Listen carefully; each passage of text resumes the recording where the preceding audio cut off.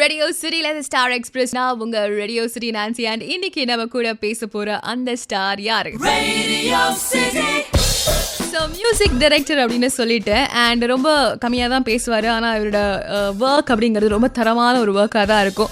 Music ஒரு சாங்னா இப்படி தான் இருக்கணும் அப்படி தான் இருக்கணும் அப்படிங்கிற ஒரு லிமிடேஷன்ஸ் இல்லாமல் புதுமையான பாடல்களை கொடுத்து ட்ரெண்டை செட் பண்ணக்கூடிய ஒரு பர்சனாலிட்டி அப்படின்னே சொல்லலாம்.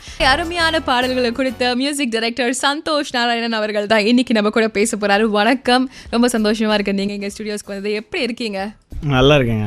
அண்ட் சூப்பர் ஸ்டார் 2 படங்கள் ஒர்க் பண்ணியிருக்கீங்க அவருக்காக. இவ்வளோ பெரிய ஸ்டாருக்காக வந்து மியூசிக்லாம் பண்ணுறோம் அப்படின்னும் போது ரொம்ப கான்ஷியஸாக இருப்பாங்க. ஜென்ரலி வந்து சாங்ஸ் எல்லாம் பார்த்து கம்போஸ் பண்ணுவாங்க.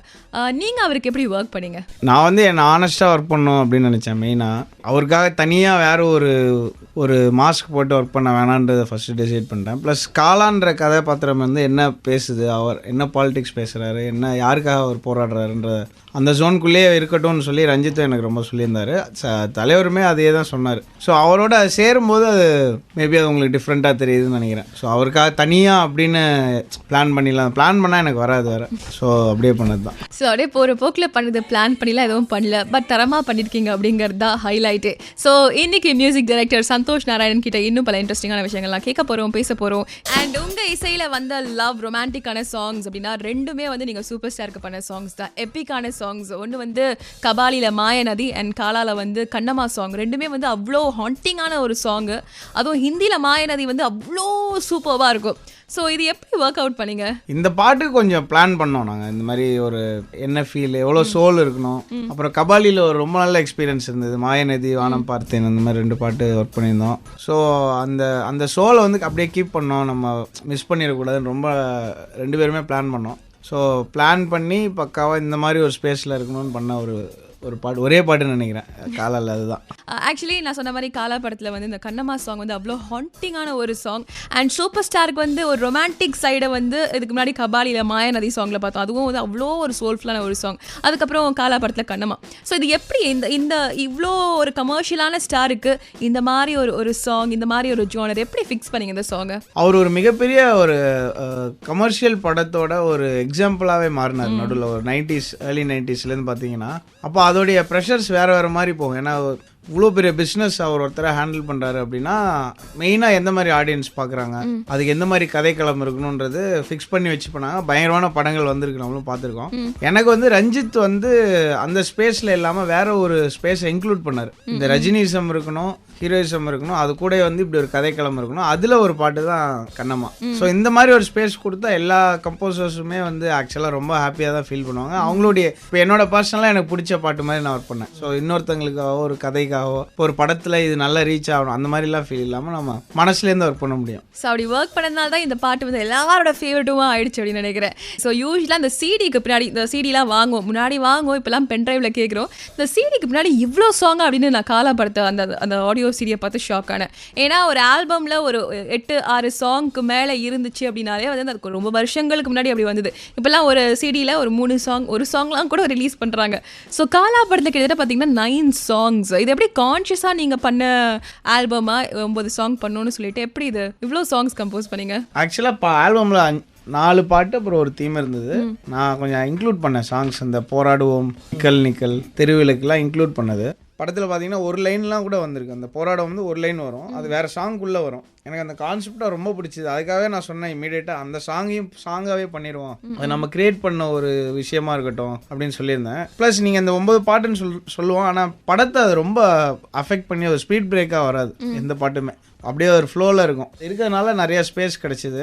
படம் எக்ஸ்பீரியன்ஸ் தான் என்னுடைய அல்டிமேட் எய்மாக இருக்கும். என்னோட பர்சனல் இது நம்பர் ஆஃப் ஹிட்ஸோ இல்லை நம்பர் ஆஃப் வியூஸோ நமக்கு ஆல்பமாக வந்து என்னோட நேம் பிராண்டுக்கு என்ன கிடைக்குதுன்னு நான் கண்டிப்பாக பார்த்ததே இல்லை. ஸோ அப்படி பார்க்கும்போது இந்த ஆல்பமில் நிறையா சாங்ஸ் இருக்கலாம் அப்படின்னு தோணுச்சு எனக்கு. அந்த ஃப்ளோவில் போகும்போது இதெல்லாம் இருக்கட்டும் அப்படின்னு சொல்லி. ஸோ அந்த உரிமையை மீட் போம்லாம் பார்த்தீங்கன்னா அது வீடியோவுக்கு பண்ண பாட்டு. ஃபுல்லாக சாங் எடிட் பண்ணி கொடுத்தாங்க.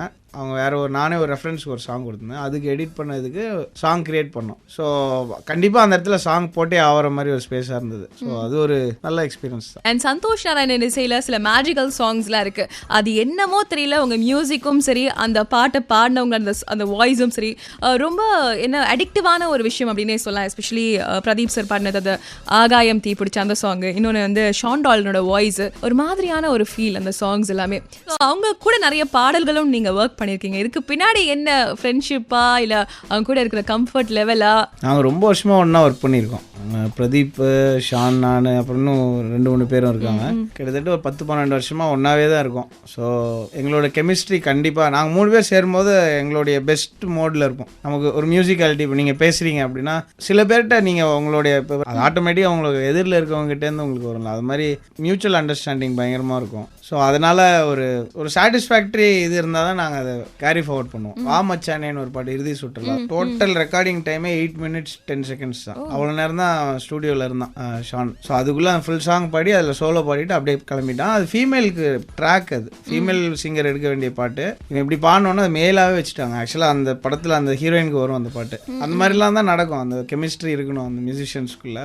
அண்ட் அந்த கெமிஸ்ட்ரினால தான் இவ்வளோ மேஜிக்கல் விஷயங்கள் அந்த சாங்ஸில் நடக்குது அப்படின்னு நினைக்கிறேன். ஸோ உங்கள் ஜேர்னி ஃப்ரம் அட்டக்கத்தி, அதுக்கப்புறமா நிறைய படங்கள், காலா, கபால், இப்படி ஏகப்பட்ட ஃபிலிம்ஸ், இந்த ஜேர்னி எப்படி இருக்குது? அண்ட் உங்கள் படங்களை நீங்கள் நிறைய ஐ திங்க் பா ரஞ்சித் கூட ரொம்ப க்ளோஸாக ஒர்க் பண்ணியிருக்கீங்க. ஸோ ஓவரால் இந்த ஜேர்னி எப்படி பார்க்குறீங்க நீங்கள்? ஃபர்ஸ்ட் ஐடியாலஜியாக வந்து ஃபர்ஸ்ட் நான் கொஞ்சம் தப்பாக இருந்தேன். எனக்கு அது இப்போ ரீசெண்டாக ஃபீல் பண்ணேன். முன்னாடி நான் செஞ்ச ஒரு பாட்டு கேட்டுருந்தேன், ரொம்ப மட்டமான லிரிக்ஸ்லாம் அதில் இருந்தது. இதை நம்ம வந்து ஓகே பண்ணி இதை வந்து ஜாலியாக பாடி ஃப்ரெண்ட்ஸுங்களுக்கெல்லாம் போட்டு காமிச்சிருக்கோமேன்னு எனக்கு தோணி பயங்கர ஷாக்கிங்காக இருந்தது. அதுலேருந்து என்னை வெளியே கொண்டு வந்த ஒரு மிக முக்கியமான ஆளாக நான் ரஞ்சித்தை பார்க்குறேன். ஃபர்ஸ்ட் அட்டகத்தி. அதுக்கு முன்னாடி நான் பண்ணிட்டு இருந்த சவுண்டே வேறு. கானா பண்ணோம். கானா மியூசிக் வந்து நான் கானானா என்ன, அது என்ன ஃபார்ம், எதுக்கு பாடுவாங்க, எதுவுமே தெரியாமல் இருந்த அந்த டைம்ல இருந்து இன்னைக்கு பார்த்தா அதில் ஐடியாலஜியாவே அப்புறம் ஈக்குவாலிட்டி அதெல்லாம் வந்து பேசிக்கான நல்ல விஷயங்கள் மனசுக்குள்ளே இருக்கும். அவங்க பயங்கரமாக இன்ஸ்பயர் ஆகும். அவரை சுற்றி நிறைய டைரக்டர்ஸ், ராஜமுருகன், வெற்றிமாறன், கார்த்திக் சுப்ராஜ், நலன், அப்புறம் இப்போ பரியரும் பெருமாள், மாரி செல்வராஜ், இவங்க ஐடியாலஜியாக கரெக்டாக இருக்கிறதுனால அந்த ஈக்குவாலிட்டி பயங்கரமாக இருக்கும். காலால் பெண்களை வந்து எப்படி காட்டணும் அப்படின்றது வந்து பயங்கரமாக இது பண்ணியிருப்பீங்க. தொட்டு நம்ம வந்து மேல் மோர் டாமினேட் தேன் ஃபீமேல் இப்படி தான் வந்து சினிமாலே வந்து அதை வச்சு காமெடி இருக்குது, இன்இக்வாலிட்டிஸ் வச்சு காமெடியெலாம் சிரிச்சிருக்கோம், எல்லாமே பண்ணியிருக்கோம். இதில் வந்து நானும் போயிட்டு வரேன் ஊருக்கு, திருநெல்வேலிக்கு போகிறேன். அந்த சீன்குள்ளே எவ்வளோ இருக்குது பாருங்கள். காலா வந்து திட்டாத ஆளே கிடையாது படத்தில். பொதுவாக அந்த ஐடியாலஜி சேர ஆர்ட் ஃபார்ம் உள்ள இருக்கிற அந்த இதுபடி எதுவுமே நம்மளை எக்ஸைட் பண்ணாது. அதில் அவர் இருக்கிறது நல்ல அந்த ஸ்பேஸ் விடாமல் இருக்கணும்னு நான் ரொம்ப ஆசைப்படுறேன். மியூசிக்னா இப்படி தான் இருக்கணும்னு சொல்லிட்டு யார் சொன்னா, இப்படி கூட இருக்கலாம் அப்படின்னு சொல்லிட்டு ஒரு ட்ரெண்டை செட் பண்ண மியூசிக் டைரக்டர் சந்தோஷ் நாராயணன் கிட்ட தான் பேசிட்டு இருக்கோம். எந்த ஒரு கிரியேட்டருக்குமே பார்த்தீங்கன்னா இந்த மாதிரி எனக்கு சொந்தமாக இந்த மாதிரியான கம்போசிஷன்ஸ்லாம் இருக்குது, ஒரு இந்த மாதிரியான கிரியேட்டிவ் ஒர்க்ஸ்லாம் இருக்குன்னு சொல்லி பண்ணணும்னு ஆசைப்படுவாங்க. ஆனால் மோஸ்ட் ஆஃப் த டைம்ஸ் அவங்க நினைக்கிறது மற்றவங்களுக்கு கன்வே ஆகுறதில்ல, புரியறதில்ல. ஸோ மியூசிக்கும் அப்படிதான். பட் நீங்கள் வந்து கம்போஸ் பண்ணுற மியூசிக் வந்து எல்லாருக்குமே பிடிக்குது, எல்லாருமே ரசிக்கிறாங்க. ஸோ இதை எப்படி பார்க்குறீங்க நீங்கள்? நிறைய பேருக்கு புரியுது, ரொம்ப நல்ல விஷயந்தான். ஸோ டிஃப்ரெண்ட்டாக நான் ஆக்சுவலாக ரொம்ப ரெகுலராக தான் ட்ரை பண்ணிகிட்ருக்கேன். அது வேறு மாதிரி வருதுன்னு நினைக்கிறேன். ஸோ அதுதான் இருக்கலாம்.